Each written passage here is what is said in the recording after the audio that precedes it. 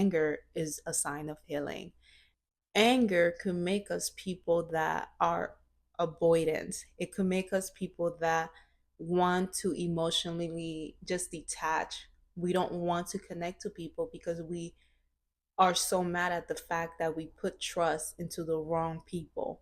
So, and an avoiding person is someone that does not want to confront things. Is someone that doesn't want to talk about the problem. Is someone that is okay with the elephant in the room not being addressed.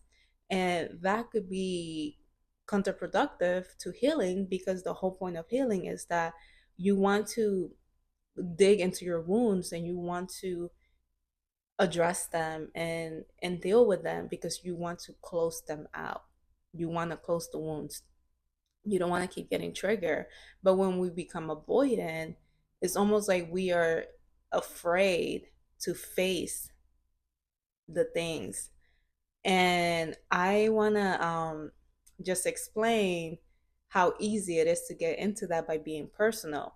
So for me, there was a stage in my healing journey where I started to get mad, and I knew it was good because I went from being a victim in my life, meaning I went from being in a relationship where I did not feel love, where everything that I did came from being a people pleaser. And that's also being with people that didn't have my best interest in mind.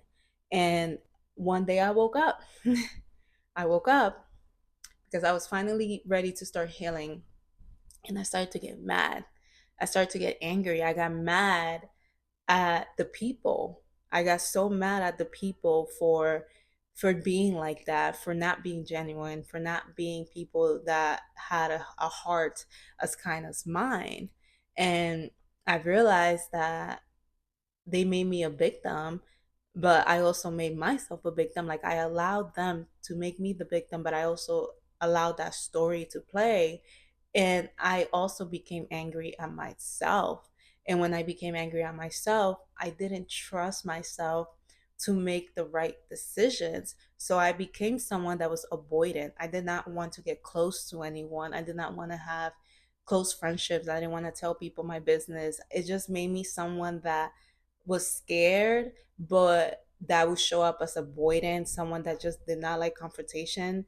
It made me very anxious. And I realized that it was a great thing that I finally decided to start healing, and I was able to address all these things in my life that were keeping me unhappy. But I realized that I was now developing a toxic trait here because I didn't want to address things. I didn't want to open myself up. I didn't want to get close to anyone, but I would do things like give my body to the wrong person and feel energetically drained. And this is all things that I was doing in my early mid 20s, and I did not understand what was the problem. I didn't understand what was wrong, especially when there was this whole movement of like the billion era and saying no and having boundaries, and somehow in all of that I just took this identity of like feeling like, I don't trust people. Everybody has an alternative motive. Like that became my whole story. Like, yeah, I was protecting myself, but I also was harming myself. So there's a difference. And I realized that there was a difference when I learned about detachment. And detachment is different from avoidance. It's different from avoidance because detachment comes from the whole, for me, the way I learned about it is learning about Taoism. And Taoism is going to be impossible for me to explain it. But the whole point of Taoism, or one of the main points, is that nothing is really ever ours. We feel like things need to be a certain way because ego tells us that. Ego feels like we deserve things to be this way, we deserve things to be that way. And when it goes wrong or it goes against what ego thinks it should be, we get fed up, we get hurt, we get wounded. So when we look at things such as, like, let's say your home, and you think about it as like, this is something that the universe gifted me, you won't get as, yeah, you would get upset, but you wouldn't be as heartbroken.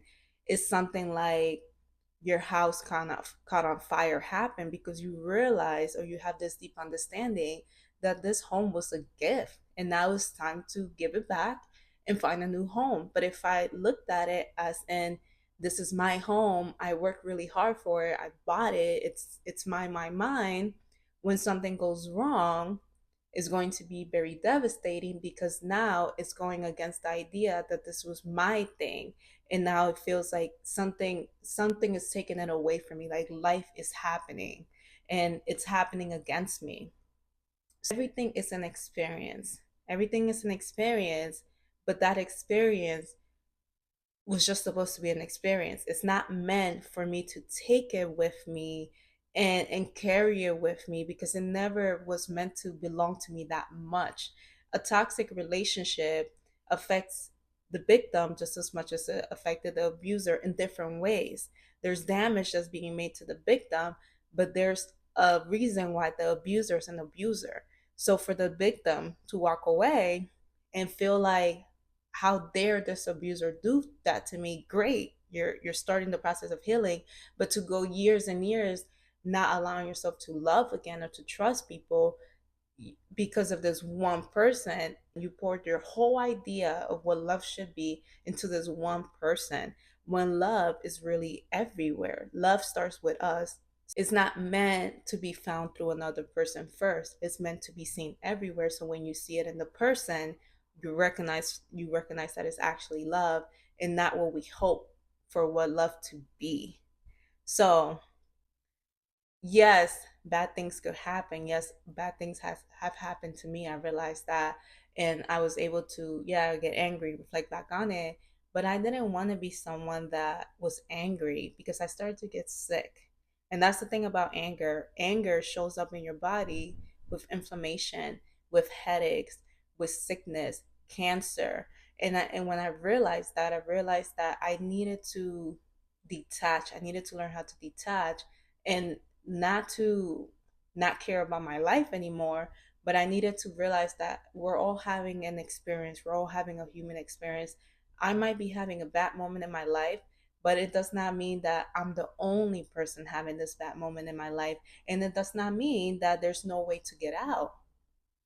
And when I realized that, that's when I started to really understand the art of detachment. The art of detachment is such a beautiful art, because it tells us and it teaches us to love unconditionally, while understanding that unconditional love is not something that we should just be given, or be received. It's not something that everyone should just naturally do, because everybody's having their own evolution.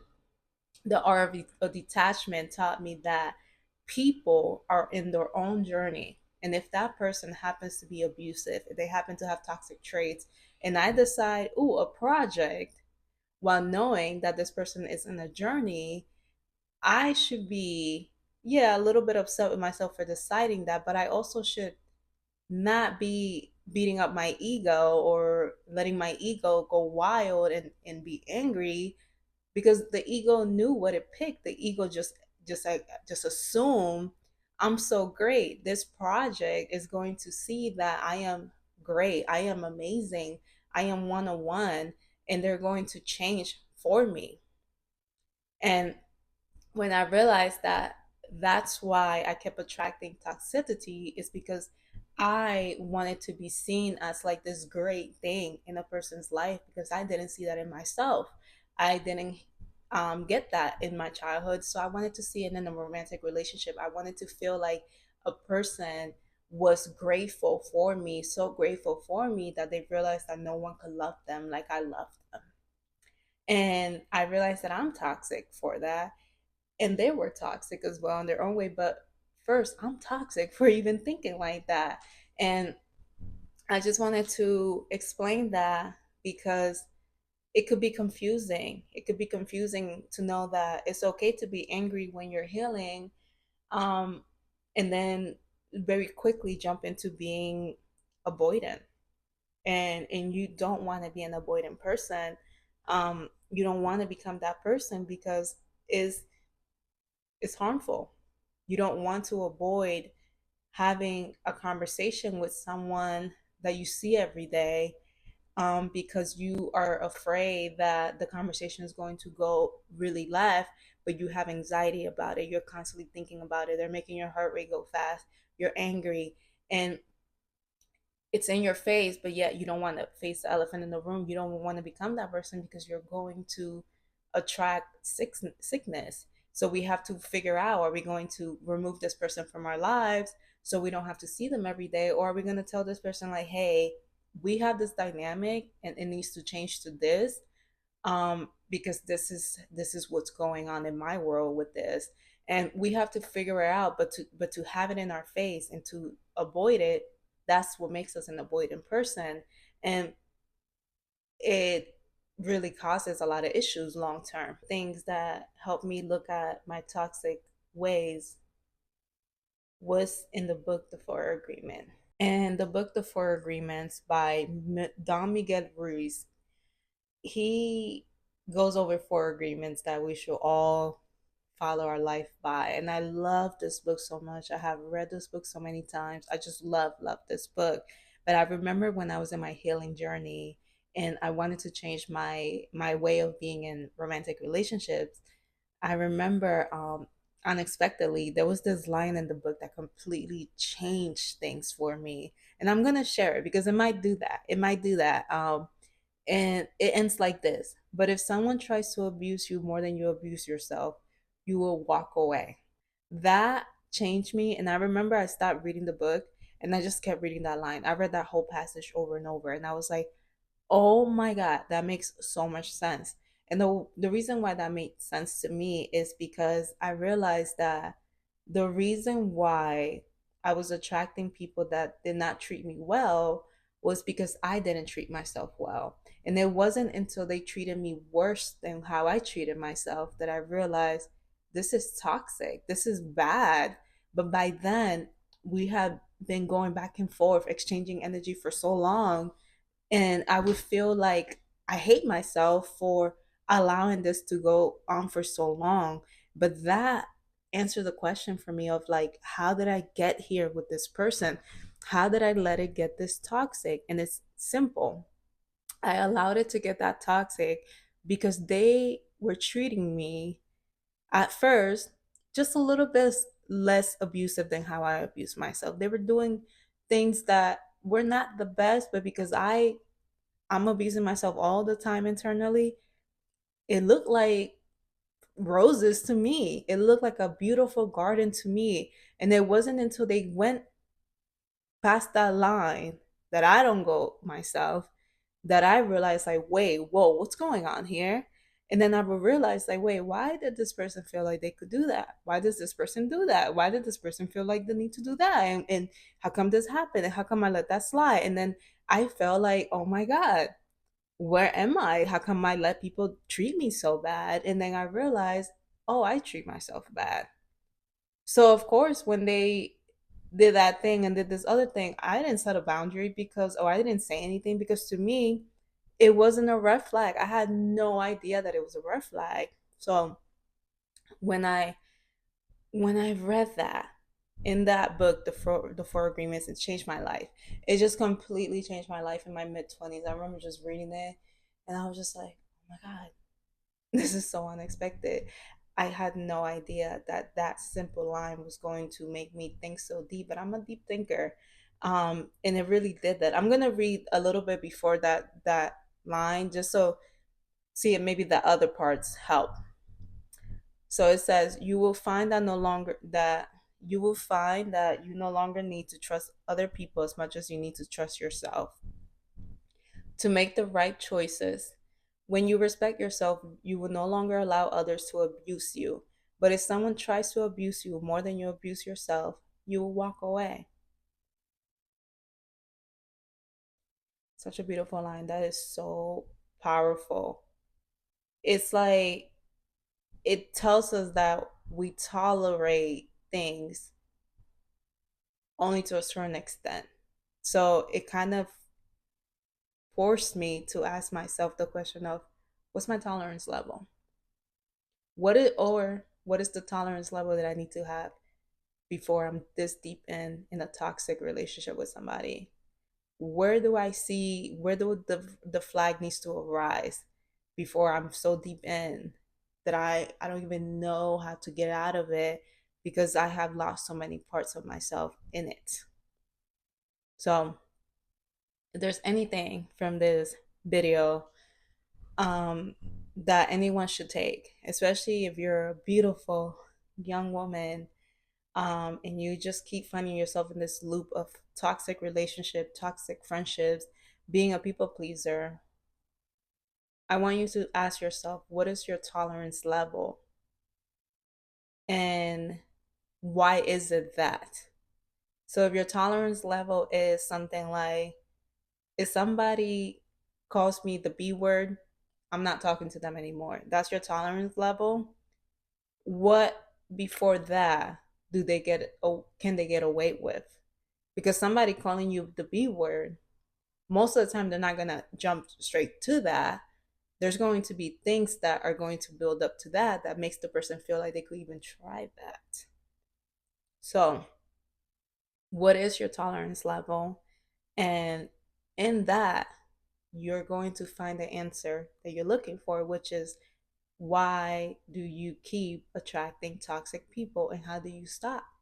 When you realize what the tolerance level is and you realize what things you've been letting slide, because this is the worst of the worst, you realize that you don't have to let those other things slide. That those things, if they're the opposite of love and self love, you shouldn't be letting those things slide. And when you realize that, there might be a period that you might just want to be single. You might just want to be by yourself because you're realizing, like, you know what? A lot of bad things happened to me when I was a kid. So I have a very, very high tolerance level.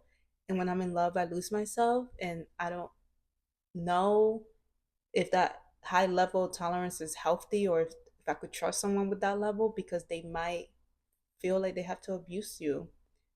And you shed and you learn and you heal.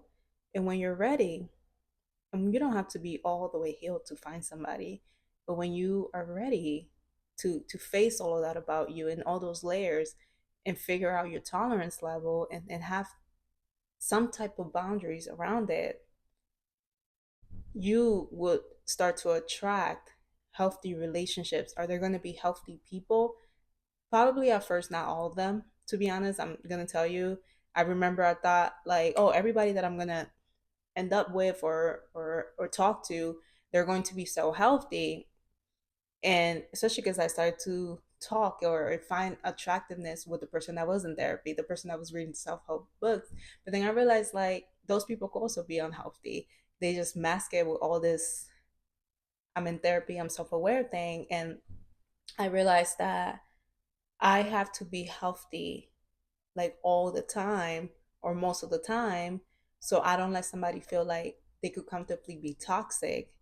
Because the moment I start showing up as my toxic self and someone is like, well, if she's showing up like this, why I gotta act like I'm healthy when I'm not? And then we're in this dynamic where it's fake healthy and really toxic.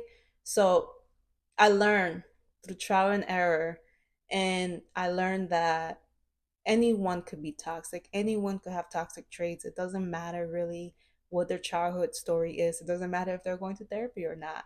What matters is the fact that they're showing up as their best self every day, that they're deciding they want peace, not chaos. There are people out there that could say all day, I want peace, I want peace. I met a ton of them, but they really like chaos because that's what they used to. They chaos makes them feel loved. Chaos makes them feel like they're wanted. Chaos is what makes them feel good. So you have to figure out, is this person chaos draining to me? Because somebody else might be able to do that with them in a healthy way, but maybe for you, it triggers a lot of anxiety. Maybe for you, it makes you feel like, no, this is not healthy for me. This is toxic. So you let them go before you get there with them. So it's going to be, it's a journey. But when you realize that the reason why people are toxic around you and people could act like this with someone and then like that with someone else is because in your in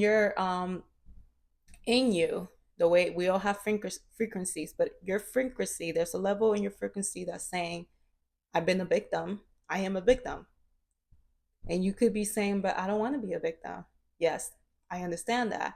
But there's a frequency there that's telling lovers that you are a victim.